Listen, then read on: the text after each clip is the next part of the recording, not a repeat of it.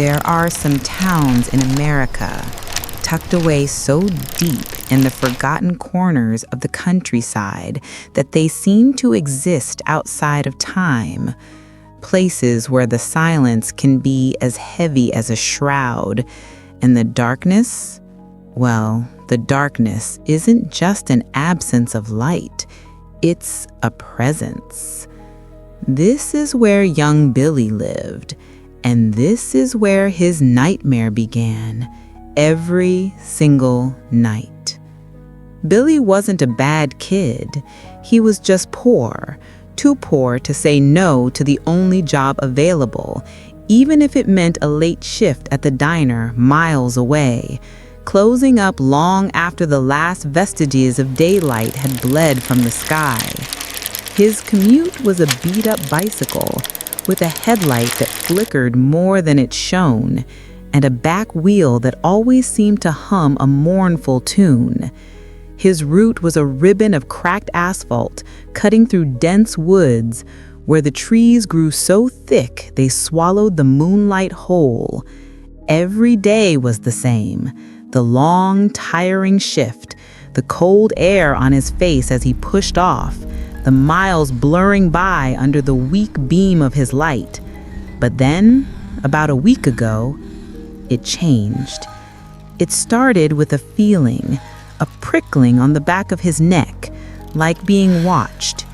He'd glance over his shoulder, but there was never anything there, just the whispering trees and the vast, empty night.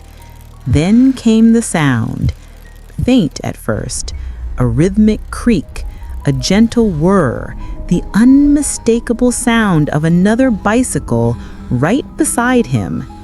He wasn't seeing it, not exactly, but he felt it, he heard it, a phantom cyclist keeping pace with him, turn for turn, pedal stroke for pedal stroke. He'd slow down, the sound would slow. He'd speed up, the sound would match him. There was no headlight, no shadow, no reflection in the puddles, just the sound and the profound, soul-chilling certainty that someone or something was there. The first time he heard it, truly heard it, he screamed, a raw, guttural sound torn from his throat. He pedaled like a madman, his legs burning, his lungs screaming for air, desperate to outrun whatever it was.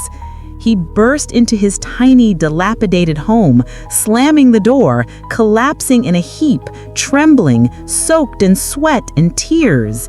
His mother, roused from sleep, just looked at him with that tired, knowing gaze. Another nightmare, another night. But it wasn't a nightmare, because it happened again and again, every night.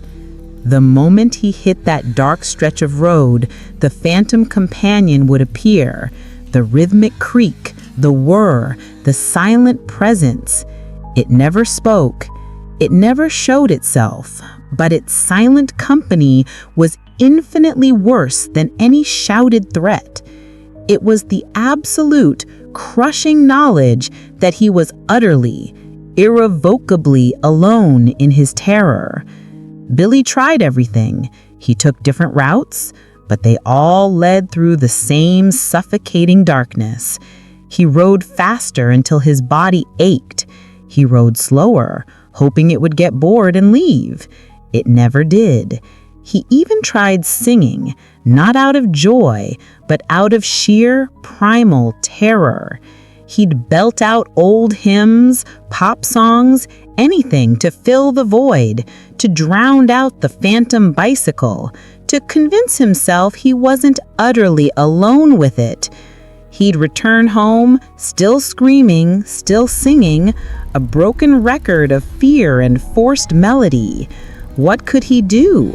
He had nothing. No other job, no car, no way out. The monster wasn't in his closet or under his bed. It was on his commute. It was the price of his survival. Every night, Billy went to work. Every night, he rode home. his heart a frantic drum against his ribs, and every night a silent partner rode, almost beside him, an invisible terror accompanying him on his lonely, horrifying journey through the endless dark.